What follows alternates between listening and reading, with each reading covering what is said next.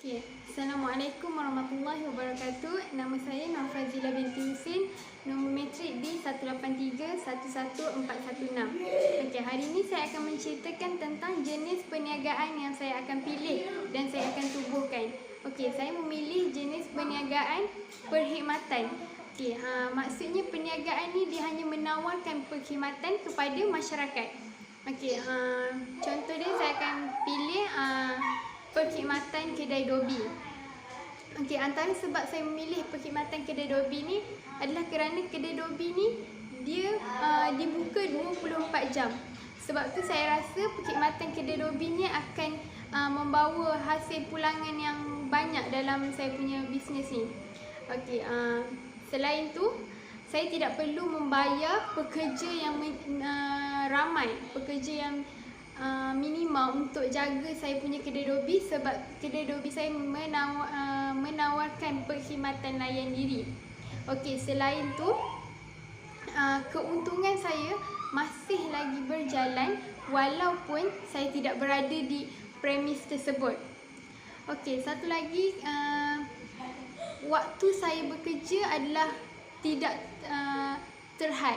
Maksudnya tak ada tempoh waktu untuk saya bekerja, sebab dia hanya menawarkan perkhidmatan layan diri. Maknanya kita tak payah duduk dekat kedai dobi tu 24 jam walaupun kedai dobi tu dibuka 24 jam.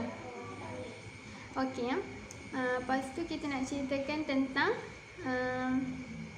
jenis bentuk organisasi yang saya akan pilih. Okey, bentuk organisasi yang saya akan pilih ialah pemilikan tunggal. Okey, kenapa saya pilih pemilikan tunggal? Adalah sebab pemilikan tunggal ni dia tidak memerlukan kos yang banyak. Maknanya kita hanya guna sama ada daripada modal kita ataupun modal kita pinjam dekat saudara mara apa semua tu. Kita tak perlukan, maksudnya pemilikan tunggal ni dia jaranglah orang guna sama ada pinjam duit bank ke. Tak, dia hanya guna modal kita atau modal yang kita pinjam daripada saudara mara. Okey, pemilikan tunggal ni dia mudah ditubuhkan dan mudah juga dibubarkan. Okay, antara sebab lain juga pemilikan tunggal ni, bila kita nak buat sesuatu keputusan dalam syarikat kita tak perlukan pendapat orang lain. Dan kita punya penyata kewangan syarikat tu adalah benda yang paling penting, dokumen yang paling penting dalam syarikat kita. Kita tak payah hebahkan dekat orang lain, sebab hanya kita yang berhak dalam syarikat tersebut. And then kita punya rahsia dalam syarikat pun akan terjamin.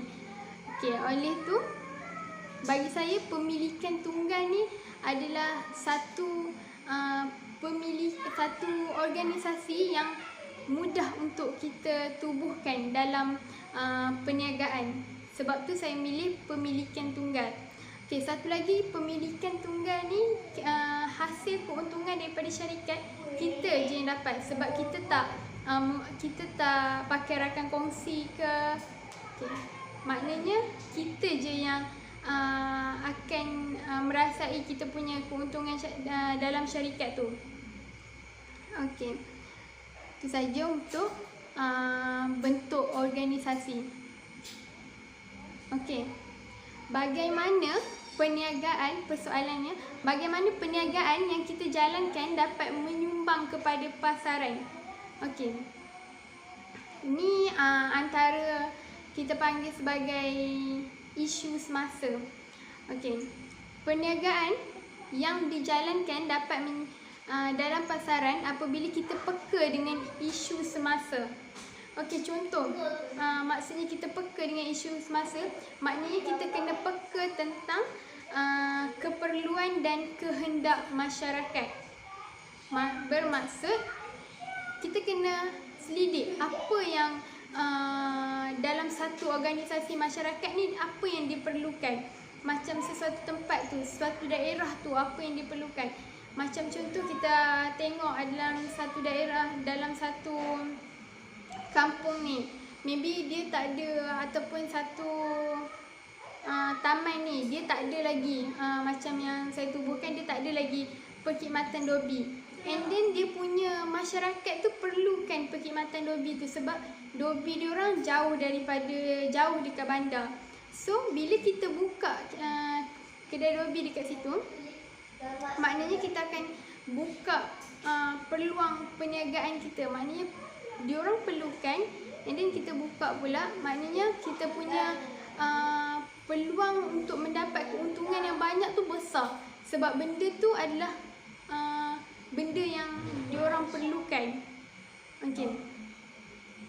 Contoh, kita kena cari satu lagi cara untuk kita memasarkan kita punya perkhidmatan ataupun produk di pasaran ni adalah kita kena peka juga apa benda ataupun perkhidmatan ke produk yang tak ada lagi kat satu tempat.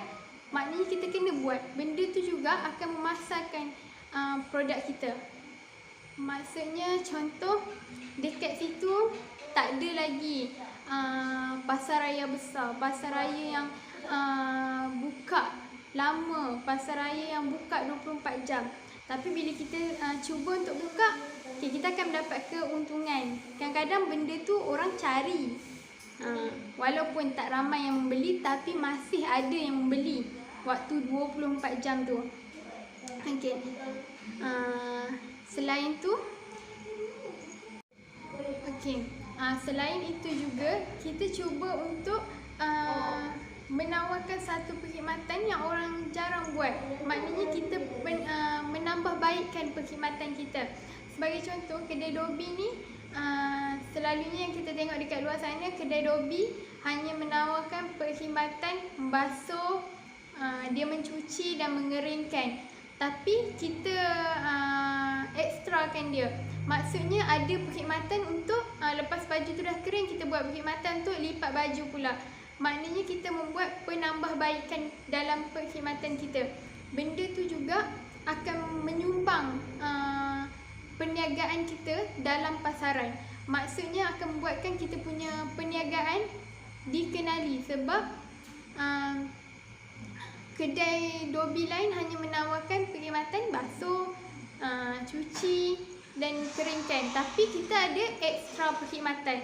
So akan membuatkan lagi ramailah pelanggan yang akan memilih kedai kita berbanding dengan kedai lain. Perkara tu adalah salah satu perkara besar yang akan menyumbang perniagaan kita ni, perniagaan kita jalankan ni menyumbang dalam pasaran. Okay, itu saja untuk hari ini. Sekian, terima kasih.